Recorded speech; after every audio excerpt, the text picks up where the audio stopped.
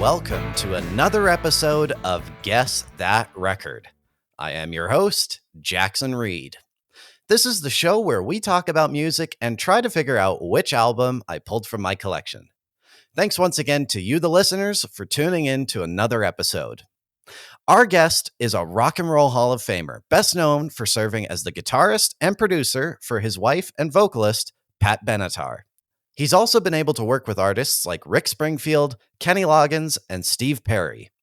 I'm super excited to welcome Neil Giraldo to Guess That Record. How are you doing, Neil? I'm doing great. How are you, Jackson? I'm doing awesome. It's amazing to be speaking with you because I'm a fellow guitarist, so really cool and just such an incredible career. So I'm really excited to speak with you today. Thank you. If you hear my dog in the background, she answers a lot of questions. So if you hear her in the background, that's Honey Girl. She's Honey Girl at night and Mafia Dog at night. I mean, Honey Girl during the day, Mafia Dog at night. Yeah, for sure. I've got dogs too, but they're upstairs. So yeah. Now I would love to start off by asking you this because, you know, as a guitar player myself, I find that like I have my Les Paul is sort of my go-to guitar of the ones that I own. And I was curious, what's your go-to guitar that you like to use the most? Well, these days I do go to a Les Paul just because of the shorter scale.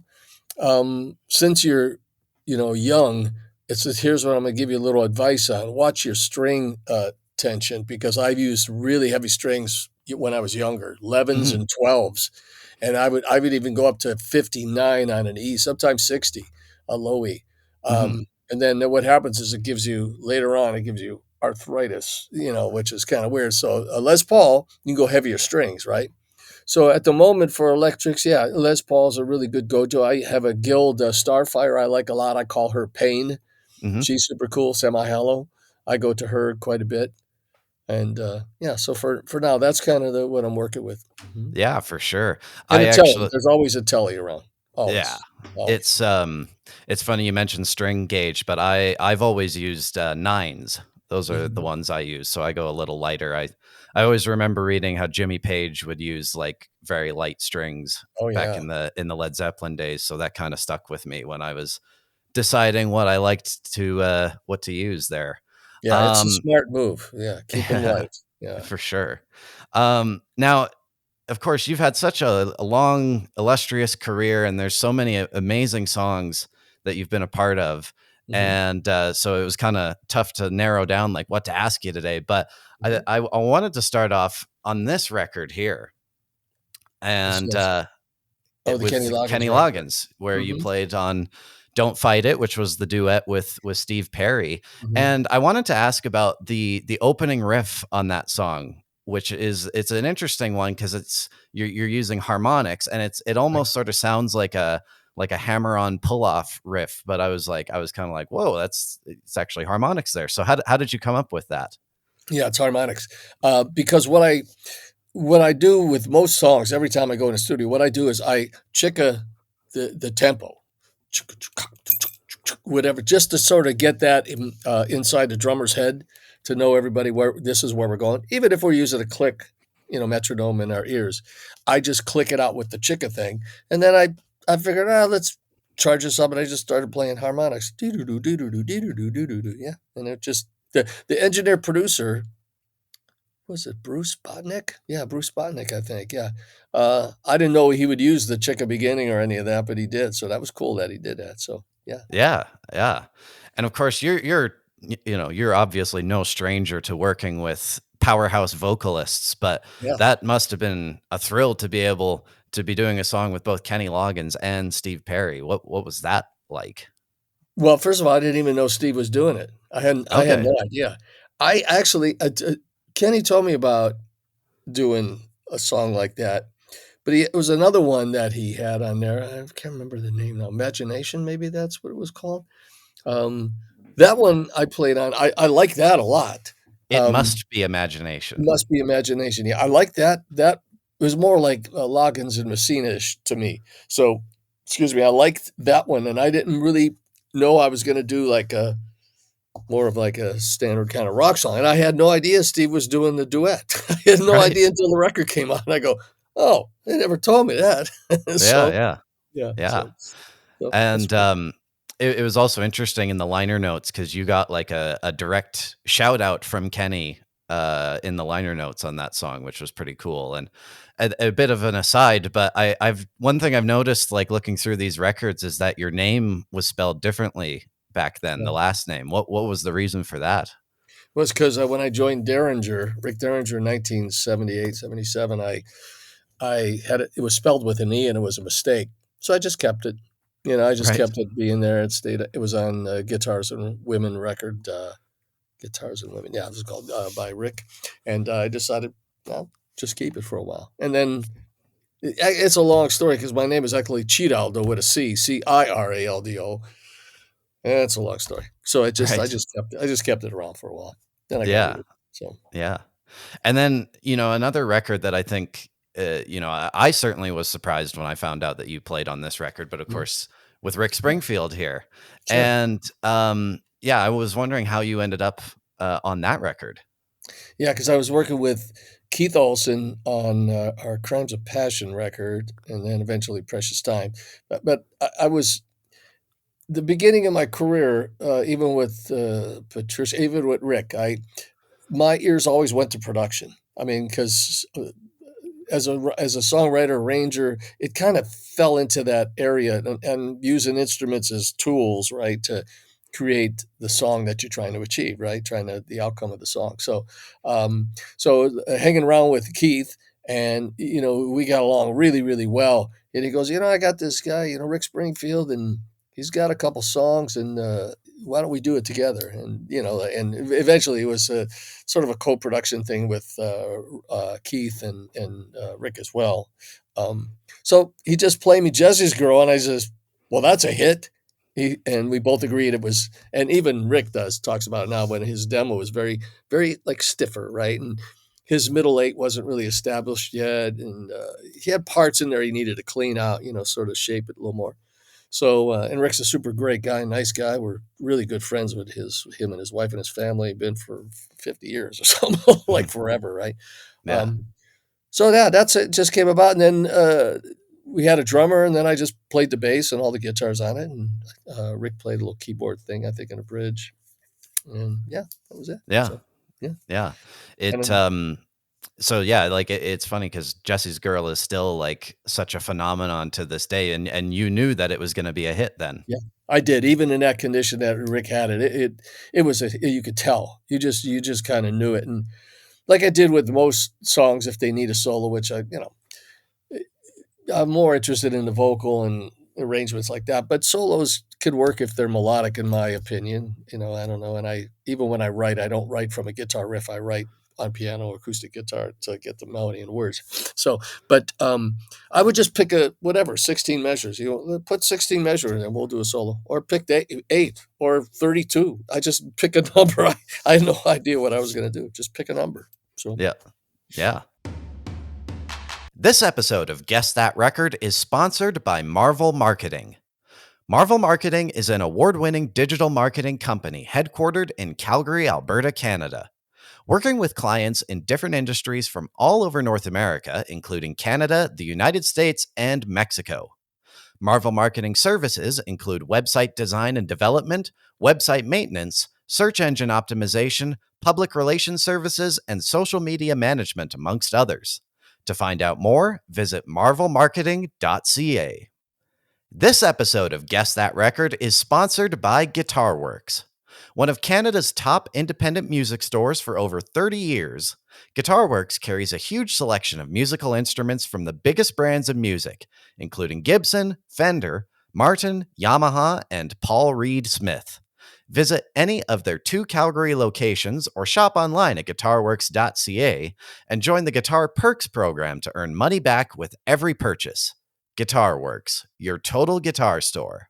This episode of Guess That Record is also sponsored by Recordland, home to the largest selection of music in Canada.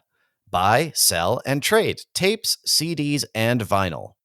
Located in Calgary's Inglewood neighborhood on 9th Avenue Southeast, visit them in person or on Instagram at Recordland Calgary. Yeah. And then, of course, moving along to, of course, Pat Benatar here, I wanted Yes. to ask on this record here about the opening track, Shadows of the Night, which I think is probably my favorite song from Pat and yourself. Mhm. I remember hearing it for the first time when I was younger in Grand Mhm. Theft Auto, and I've always Mm. liked it since then. Mhm. But yeah, I was wondering how did that track make its way to you guys? Well, the chorus was great. I can't think of his. I can't remember Byron. I can't remember who wrote it. Blink. Um, but he had a great chorus. When you hear the chorus, same thing. That's a great chorus. That's a hit. But the verses weren't very good. Lyrically, they weren't good at all. They had moments that were they sound like they could be, but the person that wrote it was so influenced by Bruce Springsteen that it was way too much, in my opinion. So we had to rewrite the words and change the melody to the verse and changed it up some. But the chorus was so strong that again, that's the same thing. You knew, I knew, we all knew that song's a hit record. If you can get the lyrics to be right in the verse and get the correct melody for the verse, you have something, right? Hmm. And the only other thing I'll add to that is that because you are a guitar player and you can understand this, is that the intro uh, I had was real bad. It was just ding ding ding ding ding ding ding ding ding ding ding ding ding ding ding bang bang. Right? I didn't like that. And if you notice, most of the songs that I work on, intros are very important. So when you hear the intro, you know exactly what the song is. So all my intros are always really like, here you go, you're going to hear this. And then this is more spoken of in my book that I'm writing, but the background vocals, there's a lot of background vocals. So when the engineer, co-producer's in there and he's blending those vocals for a chorus, I heard it down the hall. I was getting a cup of tea. I heard it down the hall. I says, holy shit, that's my intro. And I come running in. I go, we're going to fly that in. We're going to put those vocals in. So after those are done, that chorus, we're going to go ba-boom. And here we are in the song. So that's how that Yeah. was developed. So. Awesome. Yeah.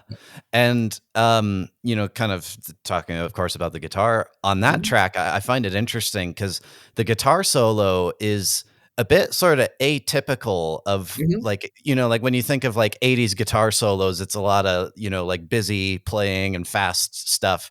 But that's an interesting solo because it's quite sparse with few notes basically. Yeah. So what was your mindset going into the solo on that track? Yeah, that was an anti-solo, basically. I Yeah. just didn't, I what I did is I used a Roland, J120, I think it was, and it has a sort of a real compressed sound to it, and, I just wanted to create an emotion of, this girl that's wandering the streets, you can't find her, you can't help her, you can't protect her, she's running through these shadows in the night, sort of poetic, and I'm thinking, what would you feel if you were trying to find this person and it was your love and it's just troublesome. That's what I did. I just wanted to just make the guitar have a certain emotion and that it's so stumbling. It sounds like you're stumbling, right? Hmm. Yeah, the record Yeah. company hated it. And most people probably didn't like it, but I think it fit for the song pretty well. Oh, So for sure. Yeah. yeah. And it's also that song has a really cool music video as well. It's like it's set in World War II, and I always sort of love those music videos that like kind of feel like an action movie in a way. So what was it like to shoot that? I hated it. Oh, I, really? I didn't I didn't like it because I didn't like videos like that. Mm, It didn't go well in Germany too, and they loved the song and they loved that. I mean, it was just uh, it it it was not that it's wrong, and everybody has an opinion. You liked it, that's fantastic. But for as a person that creates or makes these records, it's like reading a book, right? So if you read a book, you have your own image of what your characters are, right? You see the film, and all of a sudden they go, "Well, it's not as good as the book." So what it does is it every time you hear that song, you're immediately going to go to that video. hmm. That's to me is a distraction. Stay in the book, basically. I Just gotcha. my own opinion. Everybody else had a fun time, but me, I can't be shooting a video for 12 hours. I could be doing a lot better things for myself. So Yeah, I understand what you mean. I mean, I know that like Pearl Jam, they stopped doing videos in the 90s because of that. Like they were like, they didn't want you to have a specific image in Of mind course. or whatever. Yeah, so Yeah, I Jessie understand like that. that. Yeah. So, Mhm. And, you know, kind of keeping on videos, of course, you guys mhm, were no stranger to it. Obviously, you mhm, had the second video ever played on MTV, mhm. with "You Better Run," and I wanted to ask quickly, like, did you guys know that that was going to be the second video on MTV? No, had no idea. No. Okay, yeah, Yeah, it and just happened that way. gotcha, yeah. And then another song with a well-known video was, of course, "Love Is a Battlefield" off of the Live from Earth album. Right. And that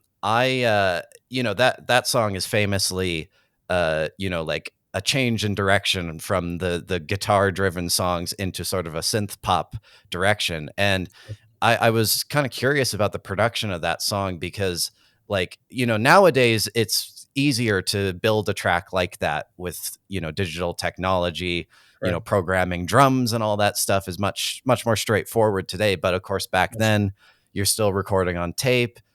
A drum machine is like a big physical piece of hardware and everything. So yeah, how did you kind of put that track together at that time?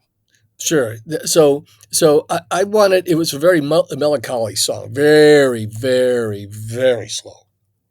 Really slow. But a Hmm. very good melody, interesting lyrics, and it was working really it's as a song, it was solid, very solid. But I never heard it like that. And it didn't have enough to give Patricia any way to kind of really go at it. So what I wanted to do is crossbreed some different genres, right? So the Bo Diddley beat, which is a famous beat that going to go, Hmm. works everywhere. I said, well, maybe I could do something really wacky with this. But then what I do also is I have I don't know if it's a curse or a blessing or not, but when I hear a song, whether I write it or I take something else and I arrange and produce it, I hear it finished, completed. Well, I heard that with Battlefield. And I just said, I want to speed this thing up. I bought a Lindrum. It was the first day I had the Lindrum. I started hitting buttons on it, creating all this crazy rhythm and friction. Um, and then how could I make that work? And I made a mistake. I hit the button instead of I wanted to stop the machine. It was an 8-bar phrase. I hit it and took 2 measures off, so it became a 6-bar phrase, which means the kick drum never falls in the same spot ever, Hmm. which is very odd. So I kept it because I really liked it was a static. It's a static performance by that drum machine, but it really established a certain kind of sound that nobody was doing. Right. Uh, Prince did it with when Doves Cry. It was fantastic using a Lindrum like that. So I was just using it to create that kind of wacky rhythm, and uh, I didn't want a guitar to be too much focus. I wanted more slinky. That's why those all the internal slinky kind of bends and little 3-note chords, some keyboards, and then just to make it layered and yeah, I was having fun. I was just doing it too to have fun, like the whistling in it, the talking in it, some of the like Motown records, like the Supremes, Yep. and I just Yep. wanted to get something, a thing for Patricia to kind of bite into. So that's why "We Are Young" comes off strong as that's it. Yeah. You're making a statement, right? So yeah, I mean, most people didn't like it at first, but then everybody loved it because they Yeah. get used to it. They get used to it. They Exactly. loved it. Yeah. Yeah. And of course, it's a very keyboard heavy track. And it was interesting because, getting prepared for this interview, I didn't realize that Charlie Giordano Mhm. was your keyboard player back then. I'm a huge Bruce Springsteen fan. So I was kind of like, oh, wow, I didn't know that's where he got his start. That's pretty cool. Oh yeah, Charlie. Charlie is one of the greatest keyboard players. Piano, phenomenal piano player. Great. He takes a really tough edge to him when he plays the keyboards and synths, and he plays great button box, accordion and stuff. Very, very talented. Great guy. He was a great Yeah. addition for the band. I liked having him there. Absolutely, yeah, and of course, going back to "Love Is a Battlefield," though, Mhm. it's on a live album, and I was sort of curious as well, like, what are the differences in producing a live album versus, the studio, just in terms of, like, mixing and getting everything put together? Oh yeah, yeah. Well, the interesting part about that record too is that it was mixed. The live record was mixed in Le Mobile. It's Guy Charbonneau, who's a really good friend of mine, had this great truck. He's a Canadian too. Uh, He was great engineer. So the live record was recorded with Limobile. It was mixed in Limobile. And since we needed a couple songs, and we have Lipstick Lies was an original song, a studio song, and then Love is Battlefield. Um, that's where I I started Battlefield. That's where I did the Lindrum. The Lindrum I brought it in there. I started doing it. I started building the track in the truck. And Okay. actually, we got photos too of it too, which is super cool. Um, so yeah, way different. I mean, there's all that ambience and stuff with the live record, and I don't know, but it's two different animals, right? And the record company wanted a new song to kind of drive the live record, and that's why Yeah. we did Battlefield Lipstick Yeah, Lies. for sure. Do you have to like do you have to sort of like have a mic pointed on the crowd when you're doing live songs to really get that like, ambient sound and the Sure. crowd going wild? Do you have Yeah, to you have include them. that? Yeah, you have house mics, room mics. You have them on either side of the stage. You have them where the house mixer is. You have it on left and right. Then everything else is mic'd individually too. So and then you blend in with how much you want to have the audience in there. Yeah, for Yeah, sure. not very difficult. It's the difficult part is trying to minimize all the leakage of ambient sound from arenas. That's the Yeah, hard part. for Mhm. sure. Yeah. And then, kind of talking about like the present with you and Pat, it's like Mhm. I've noticed that like it seems like the last few years you guys have had a lot of really good momentum. Of course, you got inducted into the Rock and Roll Hall of Fame. You did that big stadium tour with Pink a few years ago, and then Mhm. this fall you're going on the road with Brian Adams. So does Mhm. it feel like an exciting time for you guys in your music right now? Uh, yeah, I mean, it was always I know what you mean with this, but it was always exciting. I mean, writing to me is an endorphin rush, right? So that's what I do most of the time. So it's like exercise, right? When you work out, you always feel great after. Same with writing a song. Same with making a record. So, um, the, the- yeah, it was a good turn in the music business, I think. Um, to kind of see, I'm not. Let's see how I can explain this to you. I'm not a guy that kind of wants to live on the past, right? I'm always thinking about future, moving forward, Hmm. far enough in advance. That's why when you go to make records, you got to realize it's a pregnancy. It's 9 months later the record's going to come out. So if you think you're right at that moment, and 9 months later you could be really old at that moment. You could write and produce something and say, "Oh, geez, it was good 9 months ago. Right now, it sounds old." Right? So, thinking that way, um, you have a whole catalog of music. So you go on the road, we're having a blast. It's easy to do that. And I have a lot of projects I'm doing with new songs and new bands and all kinds of stuff. So, um, yeah, we're enjoying the whole thing. It's nice that people of all ages and everything are following us now. Yeah, it's Yeah, great. absolutely. And then another, big thing that you're working on these days is you're now in the alcohol business with Mhm. Three Chord Bourbon. How did Yes. that come together for you? That came because I was writing a screenplay. It was a hybrid documentary. And because I come from the northeast Ohio area, and the music scene in Ohio was phenomenal, uh, like phenomenal. The bands back then that were so great. It's sort of like a subterranean underground type of music world in Cleveland. Mm, In other words, Detroit and Motown, had Motown from Michigan, Nashville has their country scene, it's all different sounds. West Coast has its other type music and stuff. So Cleveland has their own.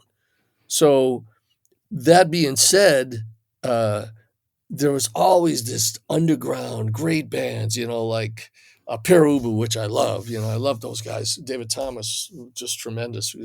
Friends with him and just a great guy. So, um, all that stuff was happening. Let's get back to the question. What was your question again? I How got did off. Three Chord Bourbon get Oh, Three Chord started? Bourbon. There you go. That's exactly what. So the hybrid documentary. So I wanted to shine light on those players from that Northeast Ohio area, right? I wanted to bring, Rick Derringer, sadly, he passed. I wanted him to be in there, and it's a shame. So all those players that were in there, a hybrid documentary, right? And on either end of this documentary is an actual film. Like there's a film And then there's the interview and kind of wacky situations. Then the film comes back, boom, right? So a friend said, I can help you with this. Why don't we get a spirits company to endorse us, give us some seed money? We could do a trailer or something, because it's an independent film. And I says, why don't we start our own company? He laughed. He thought I was kidding. I wasn't. I was serious. He goes, you want to? I go, yeah, let's do it. And he goes, what do you want to do? I said, let's do bourbon. He goes, that's really hard. It's one of the toughest ones. I go, well, I challenge everybody. I challenge myself in music. Let's challenge the audience. Let's challenge the drinkers and the spirits lovers, and let's do bourbon.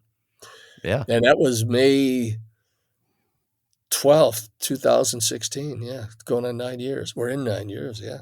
Yeah. Yeah.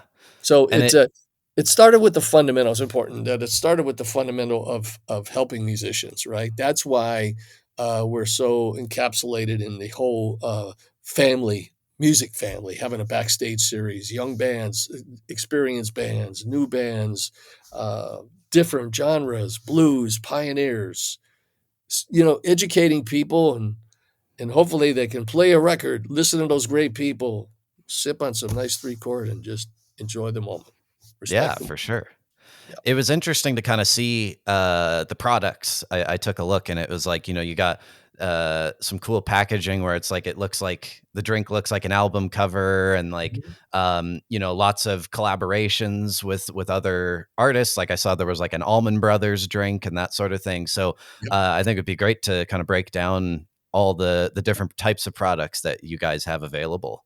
Oh, there's a ton. That would be a whole podcast in itself. But we have Guitar Shorty on there, Cordell Jackson, the Allman Brothers, Hailstorm. Boy, there's some great new bands too. Really great ones that we're exploring and putting on the labels as well. So, but it's a good way to. Since all those groups in these backstage series, everybody is part of that group. Other people can learn of their music. They may know the Allman Brothers, but maybe they don't know about Guitar Shorty, and they don't know about the Allman Brothers, right? So this is a way to join everybody's forces together and help everybody, right? Mm-hmm.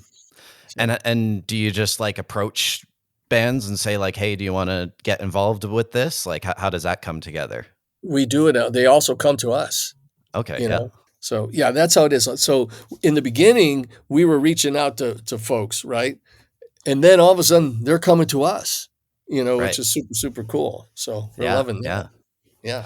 And, it's interesting because one piece of advice that I've heard over the years is like, don't invest in things that you don't know, invest in what you do know. So I think it's kind of cool how like you've, taken something that's, maybe not like when you think of it at first, it might not be music related, but you've combined it with music. Correct. Which is, of course, what So does that kind of make it easier to work with something like this? Well, I think so. Yeah, it does, certainly, because it's, music is one of the only things I know. And I don't even know as much as I really want to know, right? So you never can be the master of any of that. So yeah, the combination, but you know what? The principles of any business and the principles of making a record and sound are all the same, right? Mm-hmm. Be truthful. If you're going to make a record, make it sound truthful. Be yourself. Spirits, create something that's real. For bourbon, you can't mess with. You can't put additives in bourbon. There's certain rules and regulations you got to abide by. And that's inside the structure. So your product has got to be really great just on its own and its spirit that you guys all put together, right? That's why they call it spirit industry, I think, because of the real soulful part of everything, right? Yeah. So in a lot of ways, it's very similar to everything. Making records, bourbon, you get the juice. You gotta distill it. You gotta do all these other things. You gotta age it. You gotta have the right barrel. You gotta move the juice. You gotta do that. Music, same thing. Comes as a seed. You start writing a song. You arrange it. You produce it. You mix it. You master it. Goes in the ears. It's all the same, right? Yep. Yeah. Absolutely. All right, Neil. Well, we are now entering into the guessing segment of this podcast. So Jackson's guessing of the song. Yeah. Yeah, I'll explain the rules to you and Okay. any new listeners we may have. So, in this Okay. bag here, I have an album from my collection. And what I'm going to do is I'm going to give you three clues about this Okay. album. And then Okay. we play a game of 20 questions to try and figure out what it is. Okay. So, Neil Giraldo, are you ready to guess that record? I'm ready to guess it. My All limited right. age space here. Yeah. All right. Here are your three clues. Okay. This album came out in the 1980s. Okay. It is a solo album from a member of a prominent band, Hmm. and it features a well known single that was a top 10 hit. Question 1. Ooh, top 10 hit, huh? Wow. Interesting. Top 10. Solo from a band. Uh, Pete Townsend? It is Pete Townsend, Pete Townsend? Okay. and I love the Pete album. Townsend. Yeah, Pete Townsend to me is like, that's the guy I wanted to be growing up, man. He's yeah. just the greatest. Yeah. Well, the album in question was Empty Glass, That's okay. which is Good his one. first. Well, it kind of is in a way his first solo album. There was one before that was like Who demos or whatever, but Yes. that was sort of his first prominent solo record. And yeah, I wanted to pick that because I've like doing research and everything. It sort of seems like the Who was a very big influence for you early on. Huge. Huge. I completely went right to Pete Townsend because he was a guy that was writing songs. He was fueling that band and that energy with the writing of the songs, right? And it wasn't about flashy guitar playing. It was chords and if he played a solo, it was melodic and he had that angst behind it. He played a lot of instruments, he played drums, played keyboards, stuff like that. And I really wanted to be him. I wanted to be Pete Townsend more than anybody else. He Yeah. was my all-time absolute 111% favorite. Absolutely. Yeah, no, same here. Like he was an early influence for me as well, just because I think he's like so creative. Like, you think of songs like Baba O'Reilly, which is like this big, massive sounding song, and then like that stuff is so cool.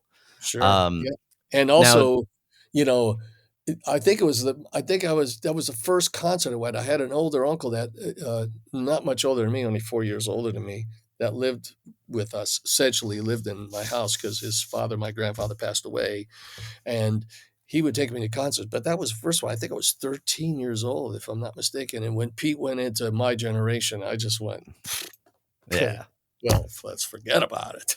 for sure. Yeah. Woo! Yeah. And then of course, going back to this album here, it's an interesting record because it was recorded just before the Who did their Face Dances record. Mhm. And I know it kind of caused some friction in the band because of course this album had Let My Love Open the Door, which Yeah. was that was the top 10 single. And Mhm. so I think the Who was a bit annoyed that Pete had done this great solo album and then Face Dances, although I do like Face Dances, but it was kind of so I think you could say. Correct. Correct. um but yeah, do you have any recollections listening to this record at all, or anything to add to it? No, but anything Pete released, I would listen to. It's like like you said, you pick a favorite like that. If he's doing a side project, no matter what it is, you're gonna listen to it. And I totally get the thing, the Who, they go, what are you bringing this way, Pete? Pete says, well, I Yeah. did my own thing over here.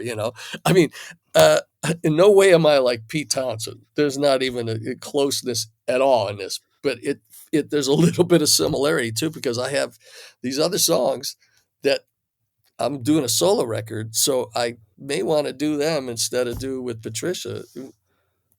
So and she'll get mad if I if I play some of those that I'm going to use for myself. Right. So Yeah. hopefully the context of what they are would not apply to her as much. So, but I Yeah. may find myself in that same situation. So It is. I mean, the one interesting thing with this record, though, is that you can definitely tell that a lot of these songs could work as Who songs. Of course, there's the title track is the on the expanded version of Who Are You.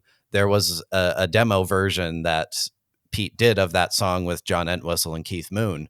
And if there's any track I'd tell anyone listening to check out, it's the closing song on this album called "Gonna Getcha," which is like a real rocker, and that's definitely got a Who vibe to it. The Who thing, well, yeah, because the Who is Pete Townsend.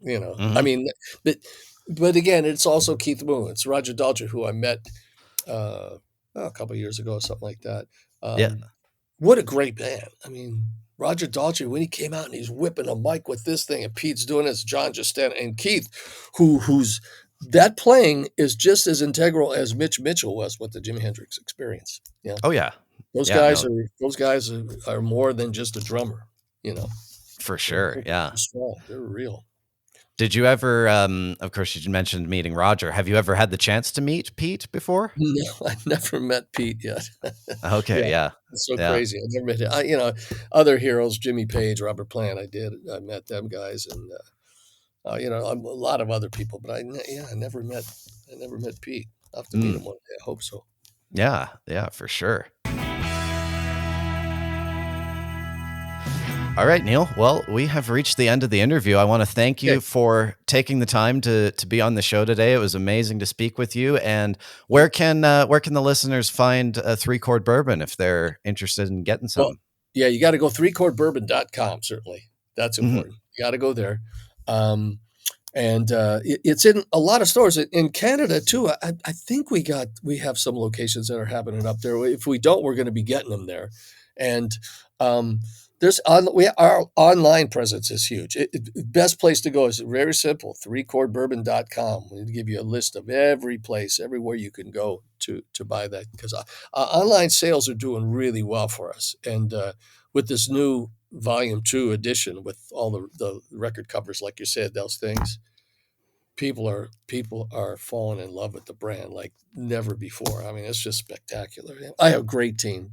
My team, sensational. For sure. For sure. Thanks for tuning in to another episode of Guess That Record. Make sure to leave a 5-star review wherever you listen and tell your friends to check us out.